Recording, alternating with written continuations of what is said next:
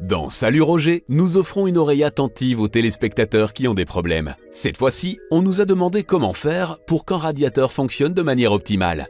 Tout le monde connaît le problème, les radiateurs ne chauffent pas complètement, ou ils émettent constamment un bruit de bulle. Ce sont des signes clairs qui indiquent que votre système de chauffage a besoin d'être purgé. Avant de pouvoir le faire, vous devez d'abord régler votre thermostat sur une température élevée et ouvrir complètement tous les radiateurs. Pendant ce temps, vérifiez la pression actuelle de votre chaudière. Ouvrez aussi complètement la chaudière. En faisant fonctionner votre système de chauffage à plein régime dans un premier temps, puis en l'éteignant au bout d'un quart d'heure environ, l'air s'accumulera dans vos radiateurs. Environ 5 minutes après avoir éteint le chauffage, vous pouvez commencer à purger. Pour cela, vous n'avez besoin que d'un chiffon et d'une clé de purge. Vous pouvez les trouver dans n'importe quel magasin de bricolage standard. Si vous n'en avez pas, vous pouvez aussi utiliser une pince ou un tournevis. Ouvrez la valve de purge. Elle est située au sommet de votre radiateur. Faites-le avec prudence. S'il y a de l'air dans votre chauffage, il va s'échapper maintenant. Une fois que l'eau s'écoule, tout l'air a été éliminé et vous pouvez refermer la valve. Maintenant, faites la même chose pour le radiateur suivant. Utilisez le chiffon pour récupérer l'eau qui s'échappe.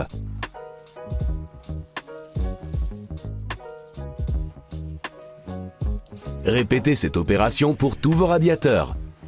En principe, la purge n'implique pas grand-chose, mais elle doit être effectuée de manière structurée. Commencez par tous les radiateurs du rez-de-chaussée et poursuivez vers le haut.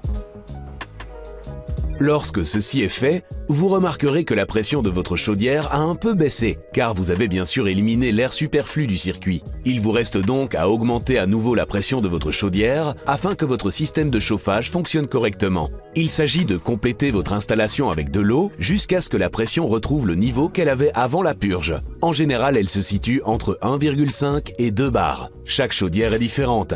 Il faut donc toujours consulter le manuel pour savoir comment procéder. Puis réglez à nouveau vos paramètres d'origine et vous avez terminé. Ainsi, vous serez prêt à passer l'hiver prochain avec un système de chauffage qui fonctionne bien. Adaptez toujours votre système de chauffage aux pièces et au mode de vie. Toutes les pièces n'ont évidemment pas besoin d'être chauffées à la même température. Si possible, établissez des zones qui peuvent être chauffées d'1 degré de plus ou de moins à un moment précis. Configurez donc un horaire jour et nuit. Le débarras peut être plus frais, la salle de bain plus chaude. Le salon doit être chaleureux en journée, moins pendant la nuit. Ne laissez pas trop refroidir non plus, de manière à ce que le système de chauffage se mette en marche moins brutalement le matin, ce qui nécessiterait une consommation élevée. Et votre rythme de vie diffère également selon la semaine ou le week-end. Adaptez votre consommation à votre rythme et obtenez ainsi un maximum de confort et un minimum de dépenses.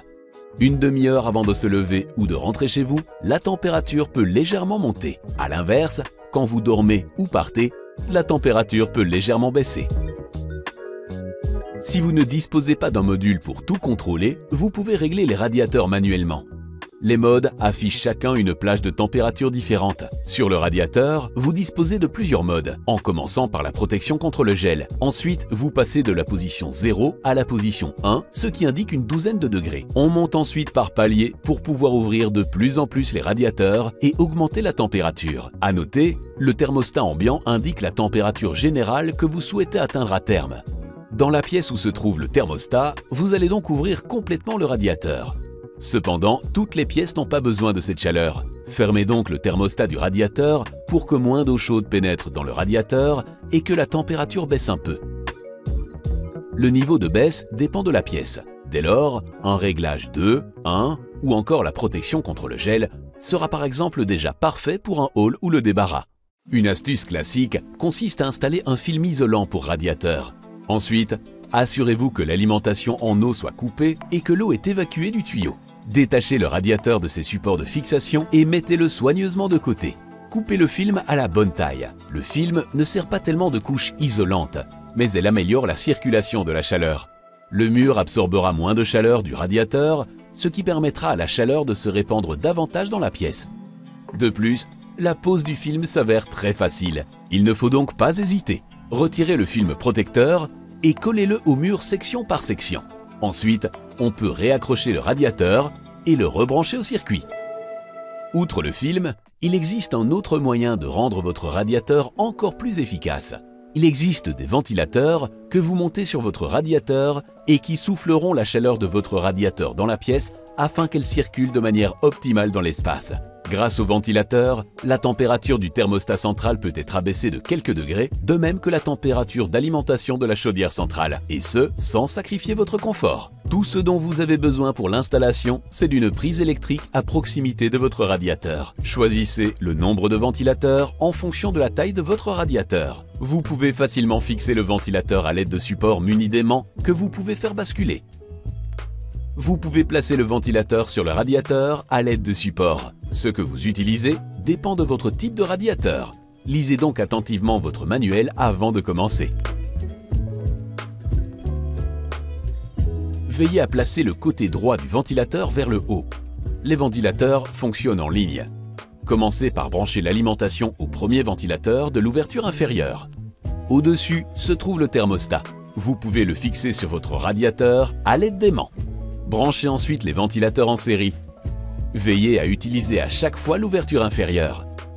Une fois tous les ventilateurs appariés, vous pouvez les faire fonctionner. Nous procédons de la même manière, mais en bas de notre radiateur. Nous cachons les câbles derrière les supports de suspension. Les ventilateurs s'enclenchent grâce aux aimants. Le thermostat peut être placé sur votre radiateur à l'aide d'un aimant. Enfin, vous branchez votre prise. Une fois tout installé et connecté, les ventilateurs peuvent fonctionner. Lorsqu'ils détectent de la chaleur, ils propulsent l'air chaud plus loin dans la pièce pour une efficacité optimale. Et si vous avez un problème que Roger pourrait résoudre, envoyez-lui un petit mot à roger@dobit.be.